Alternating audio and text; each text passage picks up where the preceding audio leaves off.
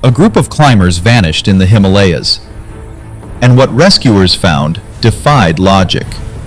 Their camp was torn apart, but no bodies, just a trail of footprints, leading into the white void. For days, helicopters circled above the icy slopes of Nanda Devi, one of the most dangerous peaks on Earth. Days later, search teams spotted a broken ice axe, a frozen glove, and then silence. The last radio message? We're not alone up here. A group of 5 climbers, all in their mid-20s to early 30s, had one thing in common: an insatiable hunger for adventure. There was Alex Turner, 28, disciplined, quiet, and drawn to the untouched corners of the world. Maya Singh, 26, fearless and determined, often called the heartbeat of any expedition. Rohan Mehra, 30, the analytical planner, obsessed with logistics and survival techniques. Liam Brooks, 27, charming and impulsive, always chasing adrenaline. And finally, Elena Petrova, 29, a mountaineer with nerves of steel, known for her uncanny ability to remain calm in chaos.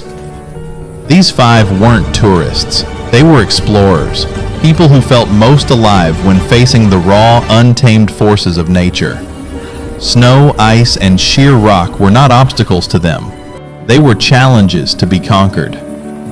For months, they meticulously planned a trek up Nanda Devi, the second highest peak in India's Himalayas, a mountain notorious for its steep ridges, sudden storms, and treacherous crevasses.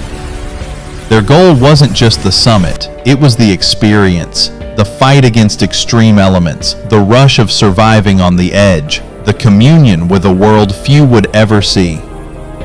They stocked supplies carefully: dehydrated meals, oxygen tanks, ropes, and survival gear. Maps were studied obsessively, weather forecasts scrutinized, and backup plans drafted in case disaster struck. Yet even with careful planning, they could never anticipate the cruel twist of fate that awaited them. Because Nanda Devi has a way of humbling even the most seasoned climbers, a way of turning ambition into a test of survival. If you're fascinated by unbelievable true stories like Roy Sullivan's, make sure to subscribe to my channel.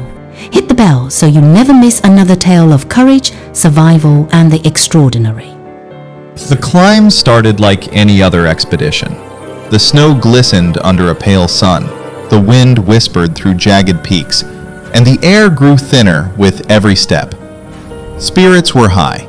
Alex led the pace, his eyes scanning the route ahead. Maya laughed at Liam's antics, while Rohan double-checked every knot and every anchor point. Elena moved silently, a quiet shadow keeping watch over the team. But the mountain has a way of testing patience, focus, and fear. By the second day, weather reports turned ominous.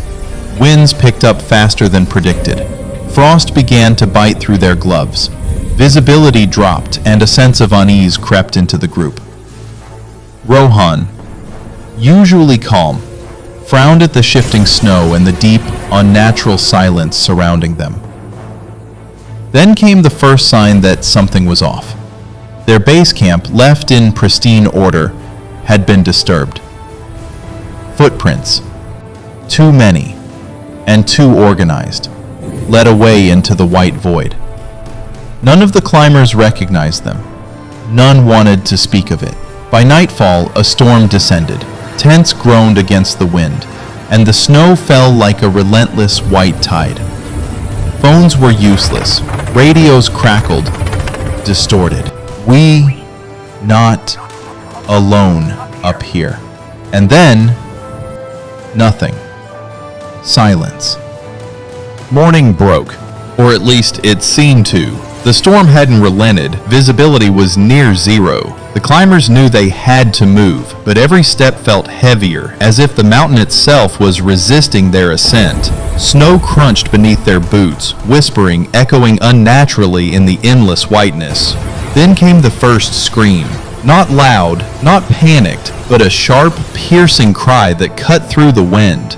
Liam had slipped into a crevasse, his rope barely holding him. The others scrambled, adrenaline pumping, hands icy and numb. Elena's calm, decisive voice saved him from the fall, but the narrow escape left the team shaken. Something wasn't right. Footprints appeared again, this time on a slope they had already passed, and they weren't from any human they knew. They were too large, too deliberate, and they led straight into a thick fog that seemed alive, swirling, shifting, hiding, watching. Hours passed and the mountain's grip tightened. Rohan insisted on keeping to the original route, but even the map seemed unreliable. Landmarks shifted, snowdrifts covered familiar paths, and compasses spun without reason. Maya voiced the unspoken thought that had been growing in all of them. They weren't alone. By the fourth day, fatigue became terror. One by one, small things began to vanish. Supplies, gloves, a carefully packed meal. The climbers called out to each other, but their voices seemed swallowed by the mountain. Shadows flickered at the edge of vision, just out of focus, just out of reach. No one could explain it, and no one dared to admit the fear gnawing at their sanity. And then, just as quickly as the storm began, it stopped. The world fell silent. Snowflakes hung motionless in the air. Their camp lay ahead, untouched, and yet, strangely, rearranged. Tents were torn, gear scattered, but no footprints led away. No sign of anyone. The last radio message had barely left the device before the signal cut. We're not alone up here. Then nothing. If you are still there, please hit the subscribe button. The fifth day began in an unnatural calm. The air was crisp, almost too still, as if the mountain was holding its breath. The team moved cautiously, every crunch of snow sounding like a thunderclap in the silence. Then Alex stopped, his eyes fixed on something ahead, a set of footprints, perfectly aligned, leading up a ridge that hadn't existed on their maps. He called the others, but as they approached, the prints vanished into thin air, ending in a perfect, undisturbed patch of snow. No wind could have erased them that quickly. No human could have left them. Panic began to creep in. Liam suggested turning back, but Rohan argued they must push forward, logic over fear. Maya, ever the fearless heartbeat of the team, tried to keep spirits high, but even she couldn't shake the growing dread. One by one, they began to disappear. First Liam, slipping behind a ridge and vanishing into the white fog. A shout, a grab, and nothing. Maya? Then Maya, while inspecting a frozen rock formation, simply didn't return. Alex and Elena searched frantically, but all they found was a glove, suspended on a jagged icicle, swinging gently in the wind. No sign of struggle, no footprints leading away. By nightfall, only Alex and Elena remained. Exhaustion and fear had fused into raw instinct. They called out to their friends, each voice swallowed by the mountain's eerie stillness. Then the fog thickened, curling around them like living smoke. In that suffocating gray, shapes moved, vague, human-like, yet impossibly tall, gliding just beyond vision. Alex tried the radio one last time. His message cracked through in desperate bursts. They're here. We can't survive. And then silence. When rescue teams finally arrived days later, the camp was devastated. Tents shredded, supplies scattered, a half-broken ice axe frozen in a drift. Footprints led away into the white void, but there were no bodies, no trace of the climbers. The mountain had swallowed them whole, leaving only the chilling evidence of their final struggle. To this day, no one knows what truly happened on Nanda Devi. Were they victims of the mountain, lost to an avalanche, or something far stranger? The footprints remain, a haunting puzzle for anyone brave enough to follow them into the cold, endless white. What really happened on Nanda Devi? Were they victims of the mountain?